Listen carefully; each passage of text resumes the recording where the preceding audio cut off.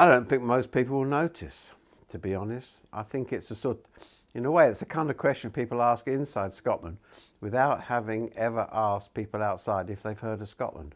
And actually, the truth is, I don't mean to be rude, but the truth is, if you ask international students what they know about Scotland, it's almost nothing. It's that men wear kilts, there's whiskey, and that's it, really. And I think Scotland is a great place in many ways. It punches massively above its weight in terms of what it's produced.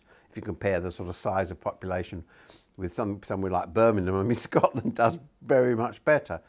But really, on the world stage, Scotland isn't a huge presence. And if you ask, as I say, as has been done, you know, the international students in universities in Scotland, what they would do if it became independent, if we became independent, half of them say they just wouldn't come because the brand is the UK and all they'd heard of really was the UK, and they associate high quality education with the UK and not with Scotland, and 50% wouldn't go, just wouldn't come. So that would make an enormous impact here, and it's symptomatic, I think, of the huge reduction in status that would occur if Scotland did leave the UK.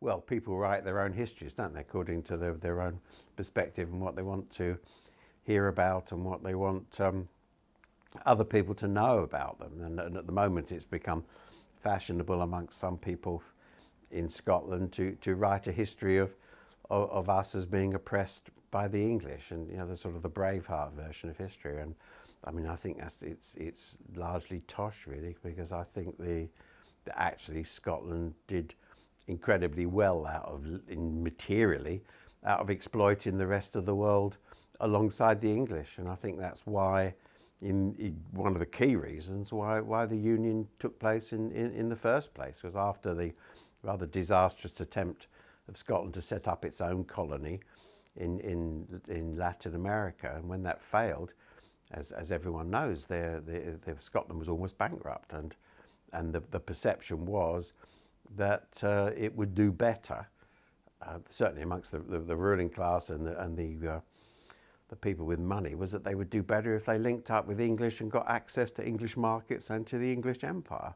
And of course that they did, and Scotland became extremely rich out of tobacco, slavery, and all the other appalling things that were imposed on the world. And the rest of the world knows that. And I remember, if you actually go to the Kelvin Grove galleries here, there's a marvellous little piece on the wall about the Indian Mutiny with an Indian person from India talking about it. It's actually on the wall as a plaque, and what he's saying is that in India people refer to the British Empire as the Scottish Empire because there were so many Scots running it, and that he said the idea of the Scots as an oppressed nation is for him just a joke. And I think the point is that people have different histories, and part of the process of selling Scottish independence is to present Scotland as if it's in the same sort of relationship to the British Empire that Ireland was, or that other, you know, very or India, appallingly oppressed places. And I just don't think that was true of Scotland. I think we were, or Scottish people were really up to their eyes in developing the empire, and that history is one that people choose to turn away from and sometimes just forget.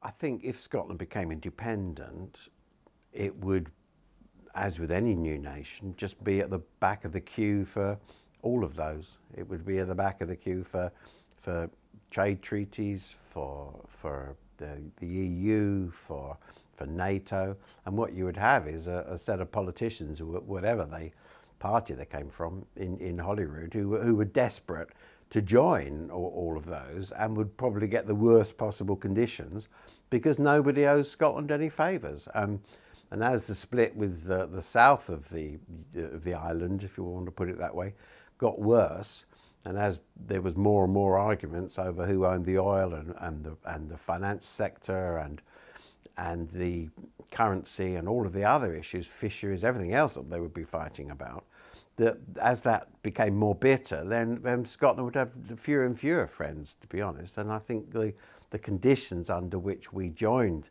all of those, if we were able to, would get worse and worse. So that then impinges on all the other debates about independence, like would we have nuclear weapons in Scotland? Well, I would say absolutely we would, because if you want to join NATO, you're not going to say, oh, well, we'll join NATO, but we're not going to be part of the nuclear weapons policy. And it's obvious that those politicians would be absolutely jumping to join anything because they'd be trying to establish some sort of status as a new nation.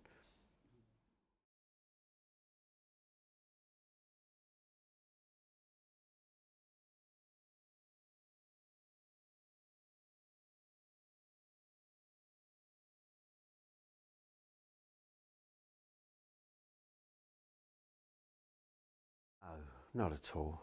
It's what you have is a constitutional rearrangement. I mean, what's on offer is that we have, in essence, a stronger parliament up here, that we would be responsible for our own tax and revenue, but at the same time, we would have no control at all over decisions made in the south, which would massively affect our economy. So, for example, if we did have a shared currency, or if we chose to use the pound or whatever, that all those decisions would all be made in London.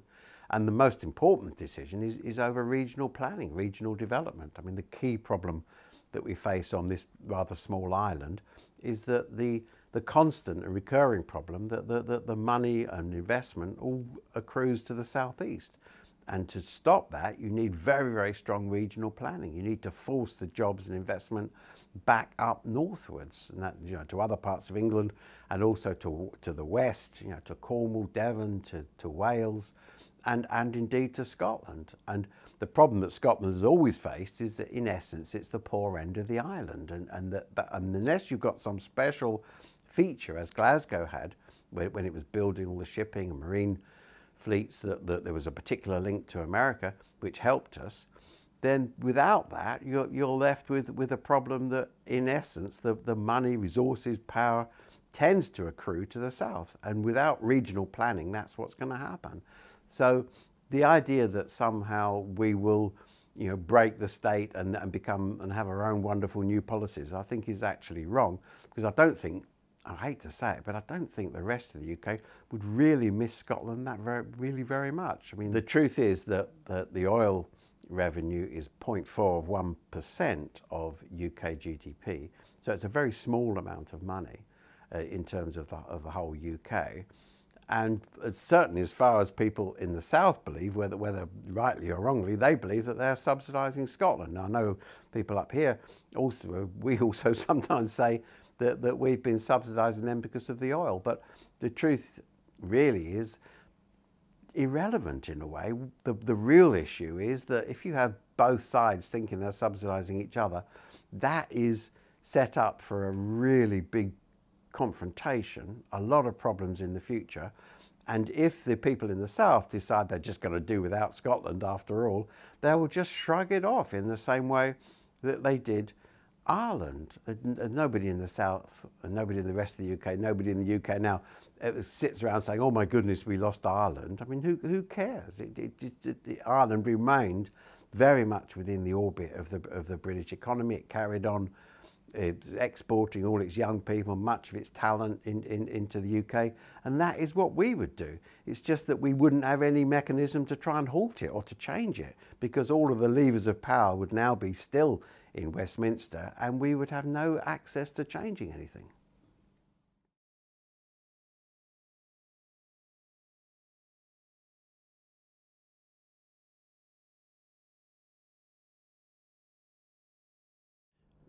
I think that's an absolutely central issue, and one of the key things that we need to remember about the history of Scotland in the UK is that, as I've already said, Scotland played a big part in the development of the British Empire, but it also played a huge part in its working class movements and in its alternative political strategies in reforming and changing and trying to limit the excesses of capitalism and in trying to transform those. And that the power of that struggle came because it was a united struggle in the UK as a whole.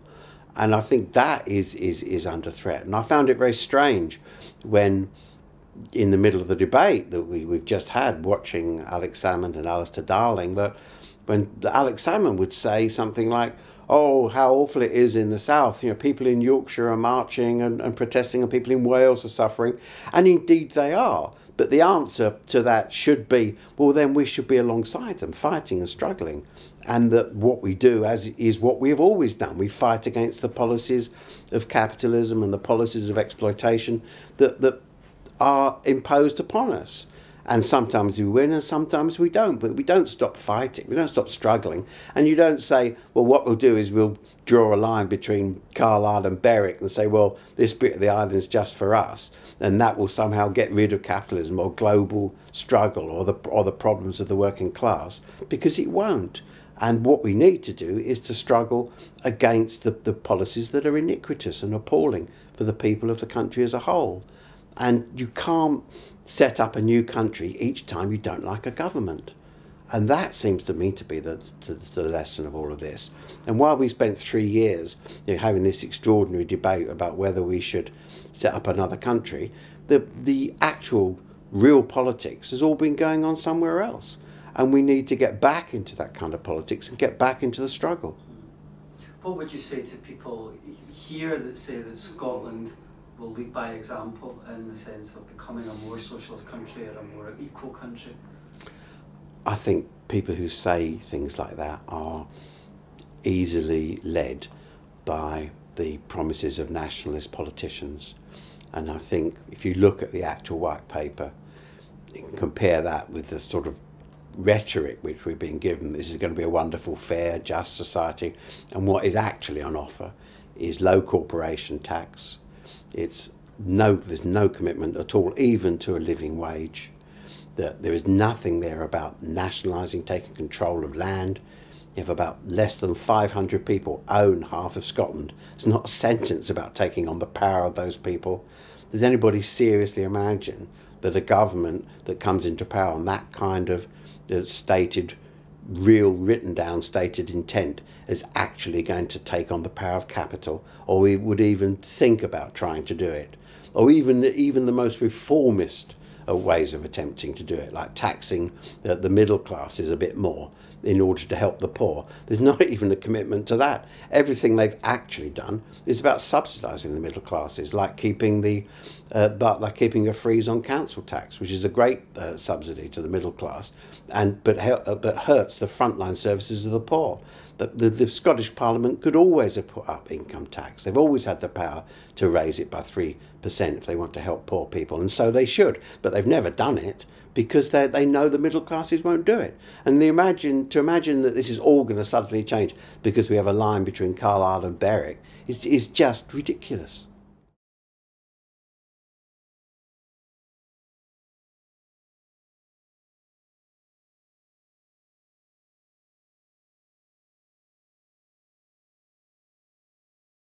I think it will take time because there's an awful lot of bitterness and unhappiness, and people have, I think, come to believe themselves that there really was a sort of nirvana around the corner. And I think it's a sort of triumph of hope over experience, really, and over the realities of the situation. I think we were involved in terrible, hard times, very, very difficult struggle. One of the great masterpieces of right-wing ideology has been to split working class opposition. And to split the opposition of people who do not own capital but who have been led to believe that they have some vested interest in it. So you can see that in terms of housing and the division between people who own houses and people who don't, and the extraordinary desire of people that once existed to help everybody in the society has now been eroded, and with the identification of welfare scroungers and people who are seen as exploiting the system, and the scapegoating of people like that as a way of justifying political policies, and that kind of opinion, and of course the scapegoating of migrants as well, and those very, very retrograde political views have gone very deeply into our class structure. They're held by many working class people, and you can see that in Scotland just as you can in England, and it's something that has to be opposed, but we have to oppose it collectively. And again, I say, to imagine that suddenly if we cut off the top bit of the island, that is going to be the radical bit, is just wrong. People up here are in favour of the public sector because so many work in it. Everyone is in favour of the NHS, as indeed they are in England and in the rest of the UK. But the truth is that the bulk of the population here are not wedded to radical socialism. They just aren't. The actual number of people you could say who are in some way on the left would be about 16% in any committed way. And you can see that from the figures on social attitudes. If you take the weakest, most vulnerable group who really need help, like refugees, the number of people who in the new Scotland who say they would want a welcoming, more helpful attitude to refugees is 16%. The great majority of the rest of the people want it actually tougher than the rest of the UK. And the rest say they want it the same as the rest of the UK. So the idea that that Scotland is full of good left socialist people and we're all going to elect, it's going to be the new Cuba or something, is just wrong. It just isn't true. And what you would have is an economy that was under real stress, and a government that was faced with either very, very high tax increases, which they wouldn't do, or big cuts in public spending. And that is just a polite way of saying that all of the mess will be dumped on the poor. And that is really what would happen.